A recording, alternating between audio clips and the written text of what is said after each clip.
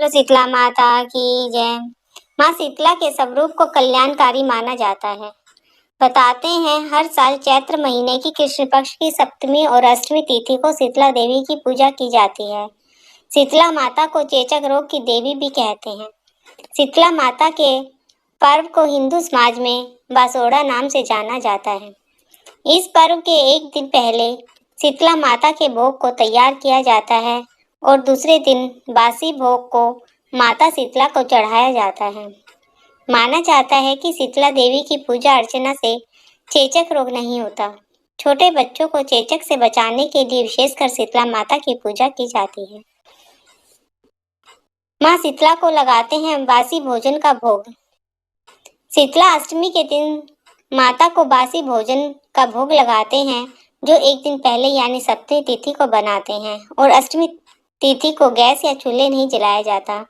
सप्तमी तिथि को शाम के समय भोग के लिए गुड़ चावल या फिर चावल और गन्ने का रस मिलाकर खीर बनाते हैं और इसके साथ ही मीठी रोटी बनाई जाती है। माँ को भोग लगाने के बाद घर के हर सदस्य इस भोग का सेवन करते हैं।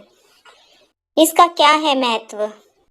इस दिन माँ शीतला की पूजा करने से वह हर तरह के रोगों से मुक्ति दिला देती है और सुख समृद्धि का आशीर्वाद देती है। माना जाता है कि जो भी व्यक्ति शीतला अष्टमी का व्रत रखता है, इसे कभी भी चेचक, छोटी माता आदि नहीं होती।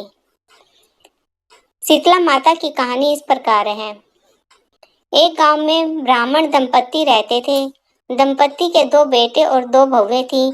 बहुओं को लंबे समय के बाद बेटे हुए। इतने में शीतला अष्टमी का पर्व आया। घर में पर्व के अनुसार ठंडा भोजन तैयार किया गया।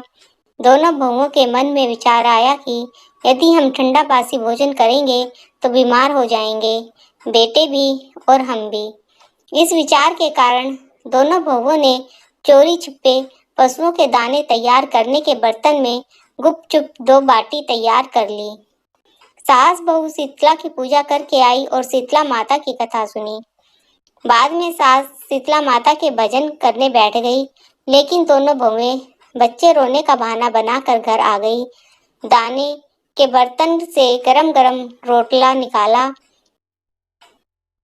चूरमा किया और पेट भर कर खाना खाया। सास ने घर आने पर बहुओं से भोजन करने के लिए कहा।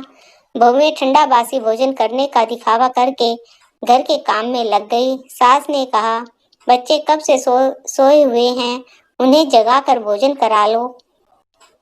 बहुएं जैसे ही अपने बेटों को जगाने गई तो उन्हें मृत पाया। ऐसा बहुओं की करतूतों के फलस्वरूप शीतला माता के प्रकोप के कारण हुआ था। बहुएं विवश हो गई और सास ने घटना जानने के बाद बहुओं को खूब डांटा। सास बोली कि तुम दोनों ने शीतला माता की अवहेलना की है, इसलिए घर से निकल जाओ और बेटों को जिंदा स्वस्थ लेकर ही घर में पुनः पैर रखना। अपने मृत बेटों को टोकरे में सुलाकर दोनों बहुएं घर से निकल गई। जाते जाते रास्ते में एक सूखा सा वृक्ष आया। वह खेचड़ी का वृक्ष था। इसके नीचे ओरी शीतला दोनों बहनें बैठी थी। दोनों के बालों में विपुल प्रमाण में जू भी थी। बहुओं को थकान हो गई थी और इसलिए दोनों बहुएं ओरी और शीतला के पास आकर बैठ गई। उन दोनों ने शीतला ओरी के बालों से खूब सारी जू निकाली। जूओं का नाश होने से ओरी और शीतला ने अपने मस्तक में शीतला का अनुभव किया और कहा, तुम दोनों ने हमारे मस्तक को शीतल किया है, वैसे ही तुम्हें पेट की शांति मिले। दोनों बहुएं एक साथ बोली कि पेट का दिया हुआ ही लेकर हम मारी मारी भटक रही हैं, परंतु शीतला माता के दर्शन हुए ही नहीं। शीतला माता ने कहा कि तुम दोनों पापनी हो, दुष्ट हो, दुराचारणी हो, तुम्हारा तो मुंह देखने भी योग्य नहीं है। शीतला अष्टमी के दिन ठंडा भोजन करने के बदले तुम दोनों ने गर्म भोजन कर लिया था। यह सुनते ही बहुओं ने शीतला माता को पहचान लिया। देवरानी जिठानी ने दोनों ने माताओं का वंदन किया। गिड़गिड़ाते हुए कहा कि हम तो भोली भाली हैं और अनजाने में हमने ताजा गर्म खाना खा लिया था। आपके प्रभाव को हम जानती नहीं थे। आप हम दोनों को क्षमा करें। हम पुनः ऐसा दुष्कृत्य कभी नहीं करेंगे। उनके पश्चाताप भरे वचनों को सुनकर माताएं प्रसन्न हुई।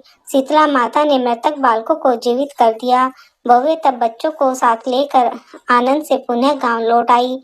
गांव के लोगों ने जाना कि दोनों बहुओं को शीतला माता के साक्षात दर्शन हुए हैं। दोनों का धूमधाम से स्वागत करके गांव में प्रवेश करवाया गया।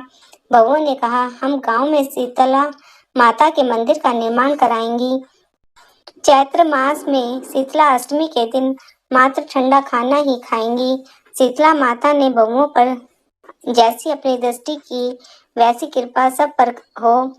श्री शीतला माँ सदा हमें शांति, शीतलता और आरोग्य प्रदान करें। शीतले त्वं जगन माता, शीतले त्वं जगत पिता, शीतले त्वं जगदात्री, शीतलाय नमो नमः। अर्थात, हे माता शीतला, आप ही इस संसार की आदि माता हैं, आप ही पिता हैं और आप ही इस चराचर जगत को धारण करती हैं। अतः आपको बारंबार नमस्कार है।